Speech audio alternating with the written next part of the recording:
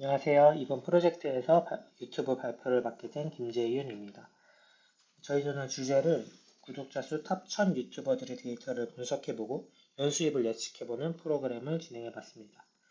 먼저 데이터를 유튜브로 주제를 선정한 이유는 많은 사람들이 스마트폰으로 동영상을 보는 시대가 되면서 방송 관계자들이 유튜브를 방송 플랫폼으로 설정하기 시작하고 또 구글링도 물론 하긴 하지만 유튜브를 통해서도 정보를 얻기가 굉장히 쉬워졌기 때문에 이렇게 날로 유튜브의 중요성이 커지는 이 흐름 속에서 저희는 이 인기 많은 유튜버들의 데이터를 분석해서 유튜브의 성공 요인을 분석해보고 또 연수입을 예측해보고자 해서 이러한 주제를 선정해 보았습니다. 데이터셋은 캐글에서 가져왔고요. 2023년 현재 구독자 수 탑 995개 유튜버 채널들의 정보가 있고 피처들은 28개로 아래와 같습니다. 저희는 연속된 값인 연수입을 예측할 것이므로 선형회귀 모델을 사용할 것입니다. 선형회귀는 종속변수 y와 한 개 이상의 독립변수 x와의 선형 상관관계를 관찰해서 독립변수를 통해 종속변수를 예측하는 방법입니다. 독립변수가 한 개면 단순 선형회귀, 두 개 이상이면 다중 선형회귀라고 합니다. 먼저 데이터의 결측치를 제거하는 전처리 과정을 거치고 탑 유튜버들의 채널 유형과 나라 분포를 확인해 볼 겁니다. 또한 변수들 간의 상관관계를 히트맵을 통해 확인해 보겠습니다. 다음으로 구독자 수 한 개의 피처만 가지고 리니어 리그레션을 이용해서 연수입을 예측해 볼 것입니다. 마지막으로 모든 변수들을 다 이용해서 똑같이 리니어 리그레션을 이용해서 연수입을 예측해 보고 이제 리니어 리그레션을 해봤으니까 선형회귀 모델 중 또 다른 종류인 리치 리그레션을 이용해서 연수입을 예측해보고 이 두 모델 간의 정확성을 비교해 볼 겁니다. 저희는 GitHub 블로그에 코드와 아웃풋 그리고 설명을 정리해 놓음으로써 이것만 보고 따라하셔도 똑같은 결과를 얻을 수 있게 구성해 봤고요. 다음으로 이제 코드를 보면서 직접 설명드리겠습니다. 먼저 판다스 라이브러리를 불러오고 데이터를 읽어드리고 확인해 보면 총 995개의 데이터들이 있고 28개의 컬럼들이 있음을 확인할 수 있습니다. 구독자 수는 제일 적은 것도 다 1000만 이상에 제일 많은 건 2억 5천만까지도 있음을 확인할 수 있습니다. 다음으로 이 탑 1000 유튜버들의 국가의 종류를 아까 그 전에 먼저 결측치 값을 확인해 보면 최근 한 달간 구독자 수라는 이 피처의 결측치가 337개나 있음을 확인할 수 있는데요. 따라서 모든 결측치를 한 번에 제거해버리면 너무 많은 데이터 손실이 일어나기 때문에 이 피처는 먼저 삭제하고 그 다음에 결측치를 제거하겠습니다. 먼저 삭제해주고 결측치를 제거해주면 808개의 데이터가 남아있음을 확인할 수 있습니다. 다음으로 나라의 개수를 확인해보면 47개가 나왔고요. 애플러니까 15인 라이브러리를 통해서 히스토그램을 그려줘서 그 국가의 분포를 확인해보면 탑 1000 유튜버들의 국가는 역시 미국이 유튜브의 시청인 만큼 제일 많았고요. 그 다음에 인도, 브라질 등이 따라왔습니다. 이 탑 10 국가들만 표시해 본 건데 대부분 나라 인구수가 많은 나라들이 있음을 확인할 수 있습니다. 한국은 인구도 적지만 그래도 공동 9위에 있는 것을 확인할 수 있었습니다. 다음으로 탑 1000 유튜버들의 카테고리를 한번 히스토그램으로 그려봤는데요. 예능이 제일 많고 그 다음 음악, 그 다음 피플 블로그, 그 다음 게임 방송 등이 있음을 확인할 수 있습니다. 이걸 퍼센트로 보기 위해서 파이 플러스로 그려봤는데요. 예능과 음악, 피플과 그리고 게임 방송까지 이 4개 카테고리를 합쳐서 전체의 70% 이상임을 확인할 수 있었습니다. 여기서 저희는 만약 유튜브로 성공하고 싶다면 예능이나 음악 그리고 브이로그 그리고 게임 방송 중에 한 개를 하면 사람들의 관심을 더 끌기가 쉽겠다고 결론을 냈습니다. 다음으로 이제 한국 채널들만 모아서 살펴봤는데요. 딱 봐도 블랙핑크, 방탄, 그리고 하이브, JYP 등 아이돌 관련 채널이 많음을 확인할 수 있습니다. 이것을 히스토그램에 나타내 봤는데요.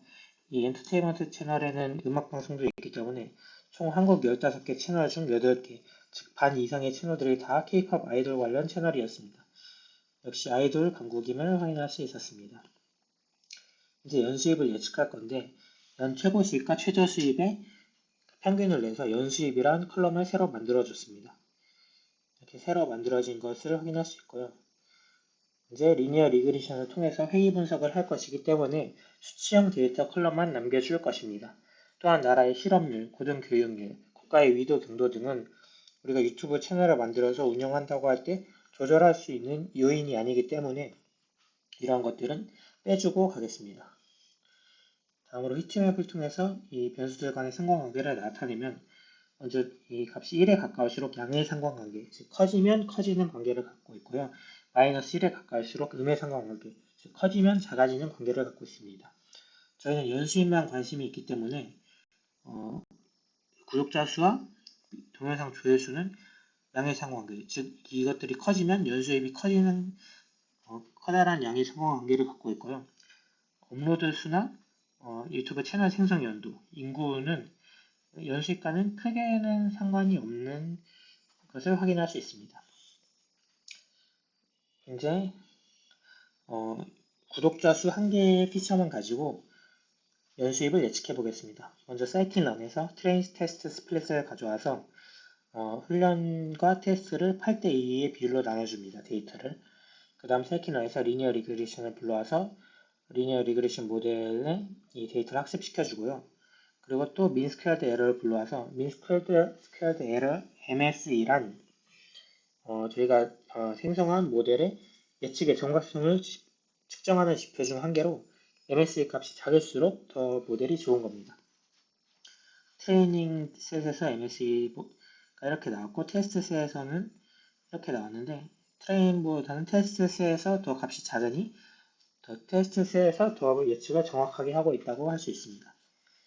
이걸 스캐터 플롯에 한번 그려봐 봤는데요. 가로축이 구독자 수, 세로축이 연수입이고 이 검정색 선이 저희가 예측한 모델입니다. 따라서 이 모델에 가깝게 점이 찍혀 있을수록 더 좋은 모델을 생성했다고 할 수 있습니다. 하지만 구독자 5천만 이상의 채널은 별로 없기 때문에 거의 여기에 대부분 다 모여 있는데요. 이 부분을 한번 확대해서 살펴보겠습니다. 살펴보면 몇 가지 이상치들이 있긴 하지만 대부분 저희가 예측한 선의 경향성에 맞게 찍혀 있음을 확인할 수 있습니다. 다음으로 연수입을 구독자 수를 저희가 직접 인풋으로 넣어서 연수입을 예측해 볼 건데요. 100만 명 채널의 연봉은 2억이 나왔고 50만 명 채널의 연봉은 8천만 원 정도가 나왔습니다. 사실 이것보다는 더 많을 것 같기는 합니다. 이제 구독자 수뿐만 아니라 비디오 뷰수, 업로드, 인구 등까지 다변수 회귀 분석을 진행해 보겠습니다.